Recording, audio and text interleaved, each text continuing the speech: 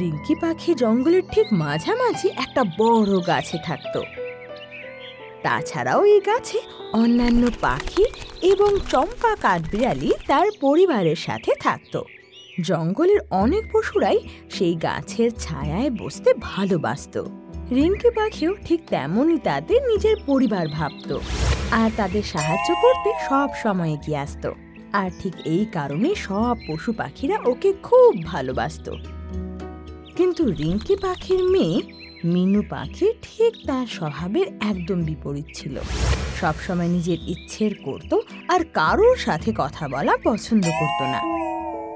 রিঙ্কি বোন, দেখো না আমার ছেলেটার কি হলো। একটা মানুষের বাচ্চা একে গাছে দেখে পাথর ছুঁড়ে মারে, আর তখন থেকে ওর পিঠ ব্যথা করছে। আরে চম্পা বোন, আমি জানি যে একটা মা তার সন্তানকে কখনো ব্যথা দেখতে চায় না। 1 মিনিট দাঁড়াও, আমি এক্ষুনি দেখছি। এটা বলে রিঙ্কি ওখান থেকে চলে যায়। আর কিছুক্ষণ পর নিজের ঠোঁটে 3টে সবুজ পাতা নিয়ে ফেরি। এই নাও বাবা, এটা খেয়ে নাও। এই ওষুধে দেখবে তোমার ব্যথা নিমেষে গায়েব হয়েছে। আর এটা বলে রিঙ্কি পাখি কাঠবিড়ালির মেয়েকে সেই পাতা খাইয়ে দেয়। তারপর কাঠবিড়ালির মেয়ে বলে, আরে মা, এটা তো খুব তেতো। ব্যথা খুব বেশি থাকার কারণে তেতো হওয়া সত্ত্বেও ও সব কটা খেয়ে নেয়। আর কিছুক্ষণের মধ্যেই পেটের ব্যথা ঠিক হয়ে যায়। আরে মা, আমার তো আর 1 ফোঁটা ব্যথা নেই। থ্যাংক ইউ রিঙ্কি মাসি। কে জানে মা কবে বুঝবে। বিনা কারণে কাউকে সাহায্য করে মা নিজের সময়টাই নষ্ট করে। একদিন মিনু পাখি ঘুরতে বেরোয় আর একটা গাছের ডালে বসে ভাবতে লাগে, ওই রহস্যময় জঙ্গলটাতে আমাদের জঙ্গল থেকে কেউ যায় না কেন? আমি একবার গিয়ে দেখি। তখনই সেই গাছে বসে থাকা মন্টু বাঁদর বলে, ওইখানে যাওয়ার কথা ভেবো না। আজ পর্যন্ত যে গেছে আর ফিরে আসেনি। ওইখানে গেলে কিন্তু বিপদ হবে। চুপ থাকো। একটা বাঁদর হয়ে আমার মতো সুন্দর পাখির সাথে কথা বলার তোমার সাহস কি করে হয়? তুমি রিঙ্কি পাখির মেয়ে, তাই তো বলছি। সে তো কারুর খারাপ করে না। ছাড়ো ছাড়ো, আমার মাথা পাগল। বেকার বেকার সবাইকে সাহায্য করে সময় নষ্ট করে। আমি ওনার মতো কখনো হব না। আর এটা বলে ও সেই রহস্যময় জঙ্গলের দিকে উড়ে যায়। সেখানেও এমন আজব আজব ফুল ফল দেখে যা আগে কখনো দেখেনি। আর সেখানকার গন্ধ আলাদা ছিল। আহা, কি দারুণ জায়গা তো। কারোর সাথে থাকা দরকার নেই, এখানে তো আমি একাও থেকে যেতে পারি। তখনই ও জঙ্গলে একটা নীল রঙের আপেল দেখতে পায় আর ঝট করেও সেই গাছে গিয়ে বসে। আরে বাহ, নীল রঙের আপেল তো কখনো দেখিনি, একবার খেয়েই দেখি। আর এটা বলতেই ও সেই নীল আপেলে মুখ দেয়। বাহ, আর ওটা এত টেস্টি ছিল যে ও পুরোটাই খেয়ে নেয়। আর ও জানতেও পারে না যে সে ফল খাওয়ার জন্য ওর জিভ আর ঠোঁট পুরো নীল হয়ে গেছে। দারুণ লাগলো। দেখি এবার জঙ্গলে আর কি কি পাওয়া যায়। আর এটা বলে ও এগিয়ে যেতে লাগে।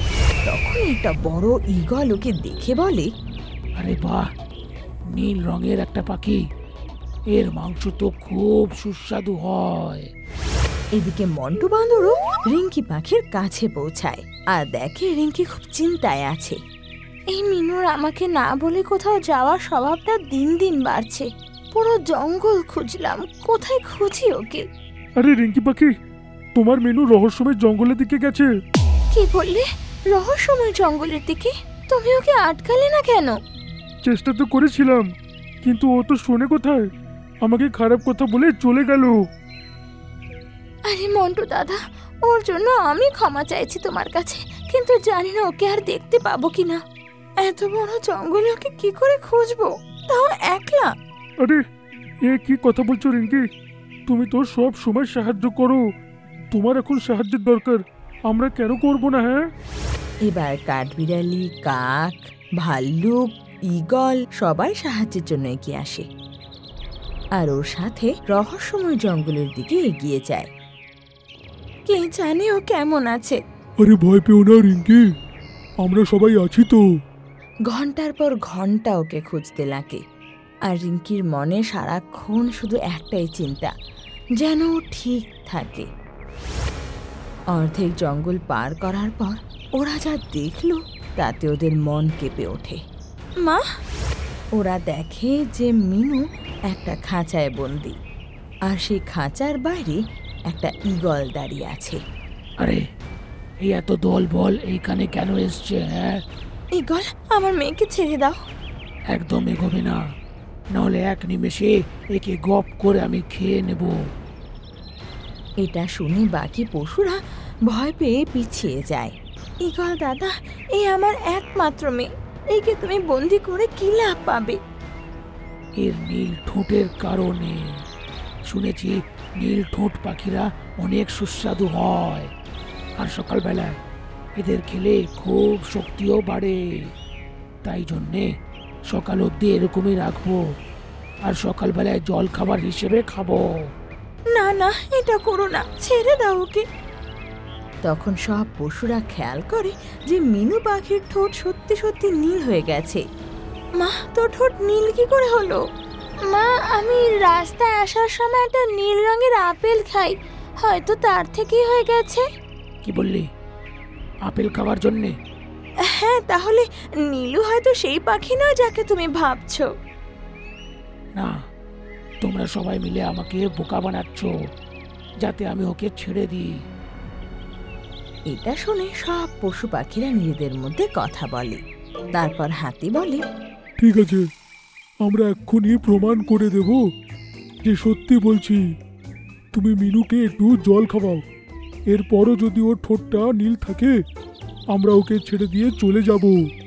এই কথাই ঈগল বলে, ঠিক আছে, জল নিয়ে এসো, আমি খাইয়ে দেব। এটা শুনতেই মন্টু বাঁদর শিগগিরই যায় জল আনতে, আর নারকেলের খোলে পুকুর থেকে জল নিয়ে আসে। ঈগল সেই খোলটাকে খাঁচায় ঢুকিয়ে দেয়, মিনু, শিগগিরই জল খাও। আর মিনু যে জল খাওয়ার জন্য জলে মুখ ডোবায়, তো ওর ঠোঁট আর জিভ থেকে নীল রং চলে যায়। আরে এ কি ছিল ভাই? এবার তো তুমি দেখতে পেলে, এবার আমার মেয়েকে ছেড়ে দাও। ঠিক আছে, ছেড়ে দিচ্ছি, একে রেখে কোনো লাভও নেই এখন। এটা বলে ঈগল খাঁচা খুলে দেয়, আর মিনু সঙ্গে সঙ্গে উড়ে মায়ের কাছে যায়। আজ শুধু তোমার মায়ের কারণেই কিন্তু মিনু তোমায় সাহায্য করতে এসেছিলাম, না হলে একটা অসভ্য পাখির কেউ সাহায্য করে না। আমিও আমার ভুল সব বুঝতে পেরেছি। তোমরা সবাই খুব ভালো, আর আমার মা কখনো ভুল নয়। আমাদের সব সময় সবার উপকার করা উচিত, সবার সাথে কথা বলা উচিত। এই কথা শুনে সব পশুরা খুশি হয়, আর তারপর সব পশুরা মিলে নিজেদের জঙ্গলে সেই বট গাছের নিচে ফিরে আসে। আর সেই দিন থেকে মিনুর স্বভাবও রিঙ্কির মতোই ভালো হয়ে যায়।